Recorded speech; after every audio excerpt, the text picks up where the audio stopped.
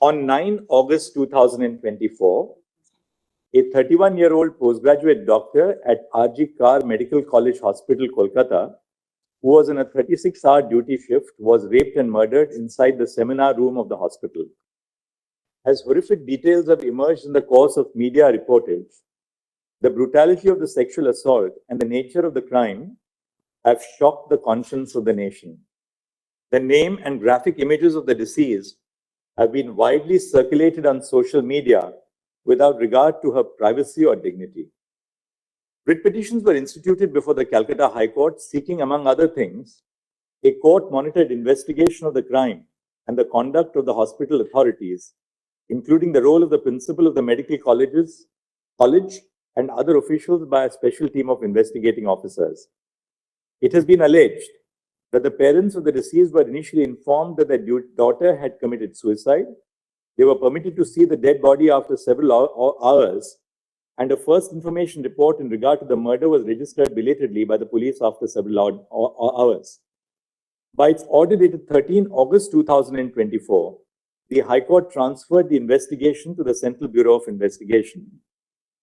Following the incident, agitations and protests were called by doctors' associations, student bodies, and civic groups across the country.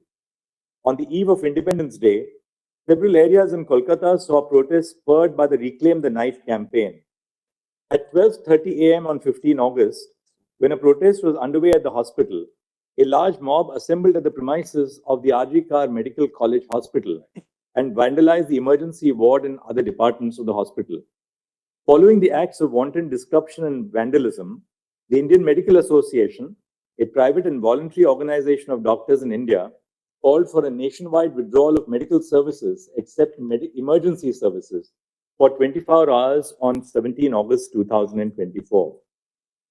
In the aftermath of the brutal incident and the demonstrations which followed, the state government was expected to ensure the deployment of the state machinery to prevent a breach of law and order.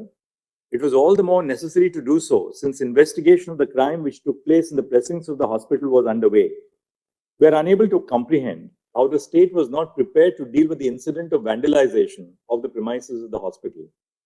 Nationwide protests following the brutal incident in R.G. Kar Medical College Hospital have brought the issue of the lack of institutional safety for doctors to the forefront. Medical associations have consistently raised issues of the lack of workplace safety in healthcare institutions. Medical professionals, in the performance of their duties, have been unfortunate targets of various forms of violence.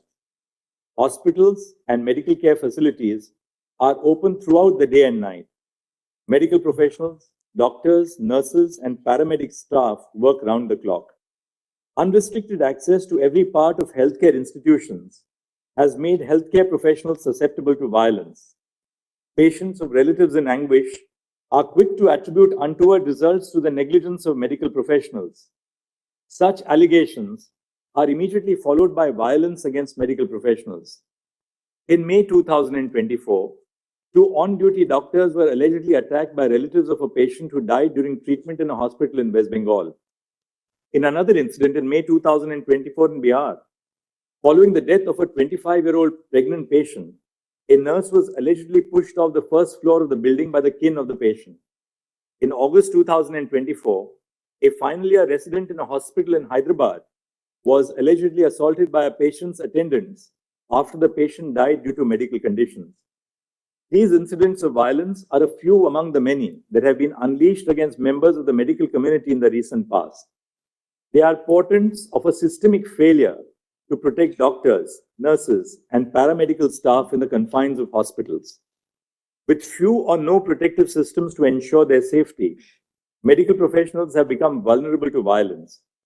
With the involvement of systemic issues for healthcare across the nation, this court has had to intervene.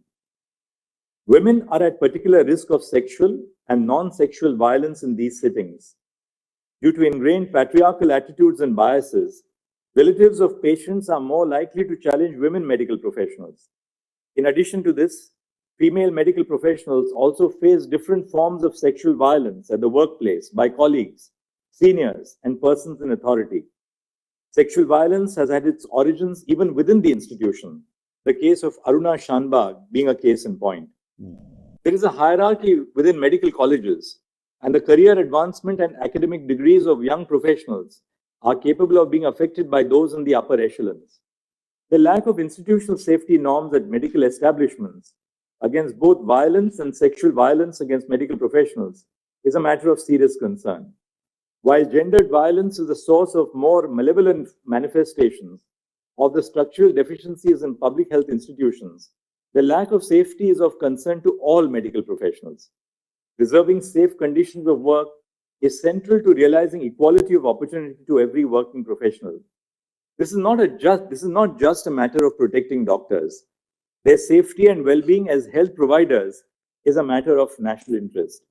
As more and more women join the workforce in cutting-edge areas of knowledge and science, the nation has a vital stake in ensuring safe and dignified conditions of work. The constitutional value of equality demands nothing else and will not brook compromises on the health, well-being, and safety of those who provide healthcare to others.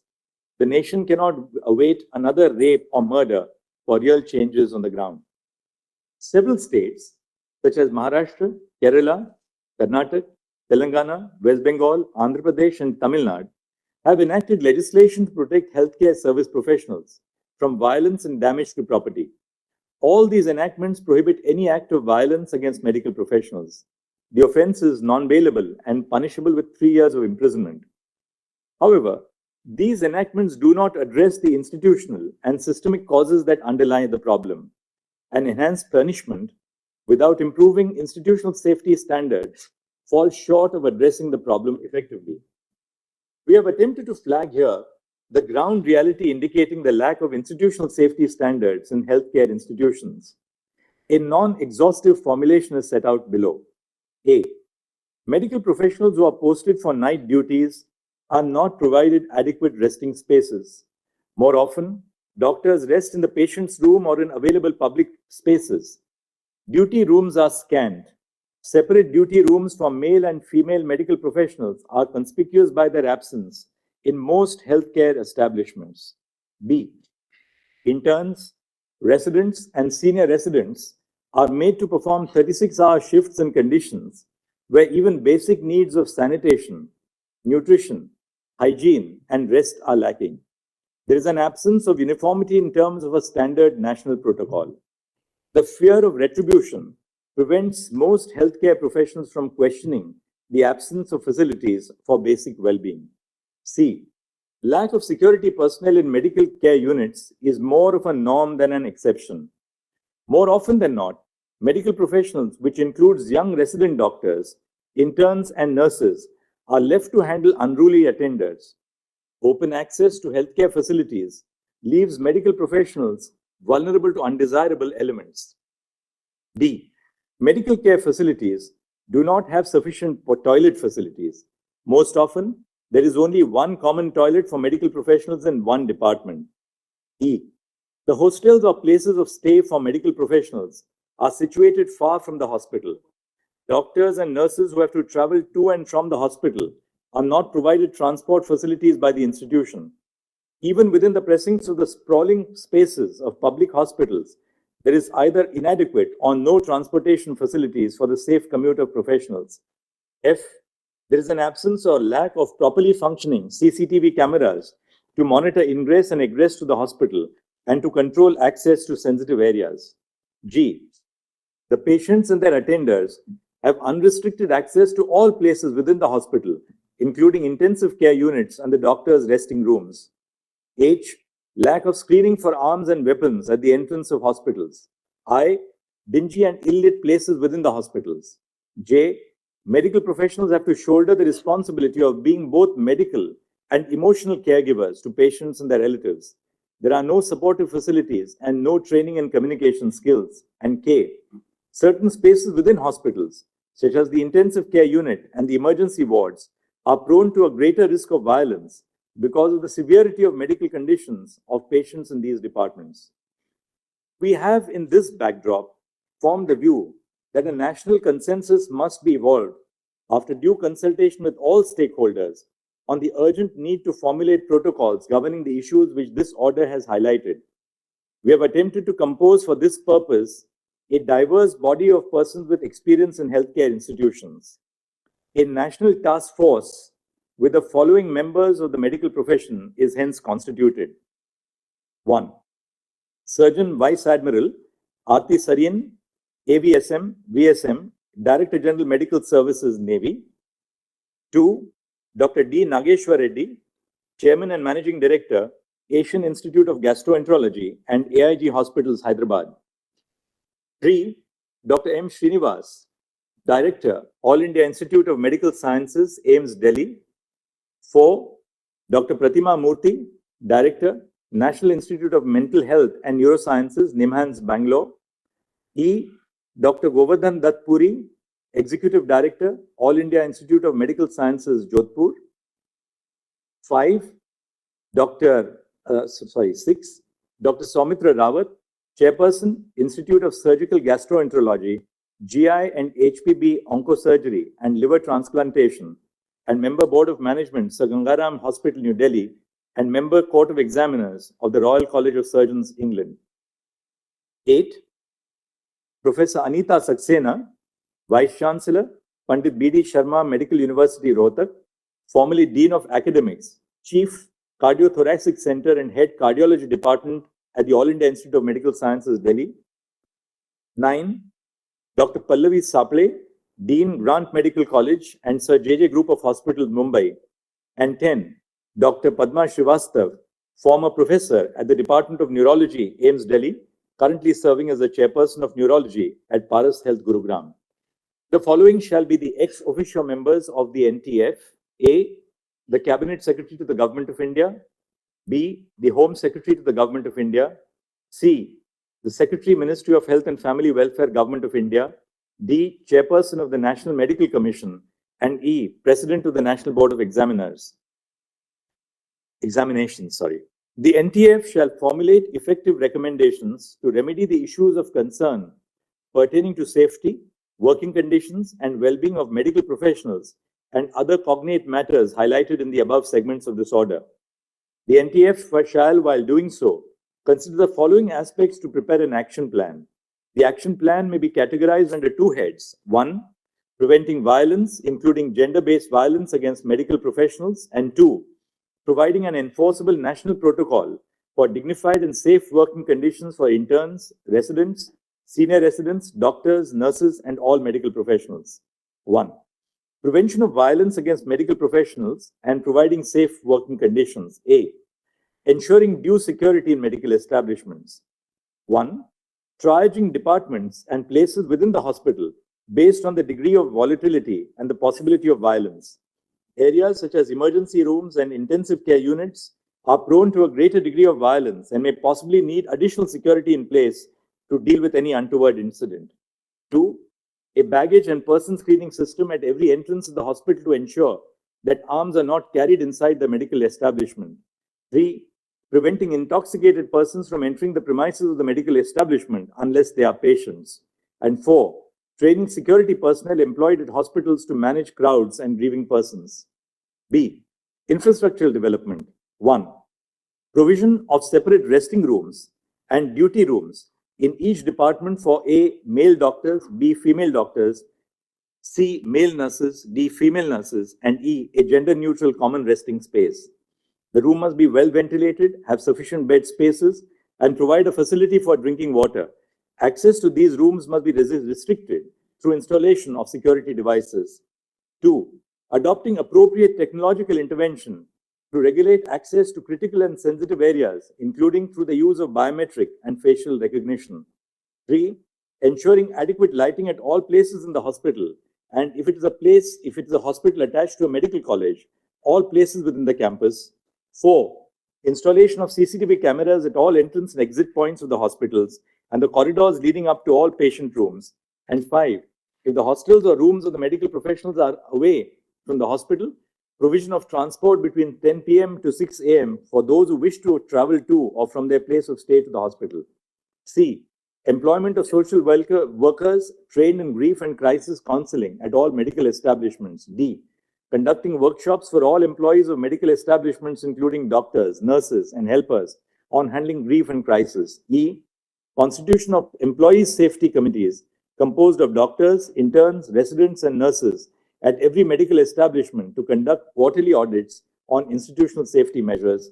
F, including additional requirements on institutional safety measures for medical professionals as a criteria for accreditation of healthcare establishments by the National Accreditation Board for Hospitals and Healthcare Providers. And G, the possibility of establishing police posts in medical facilities commensurate with the footfall, bed strength, and facilities.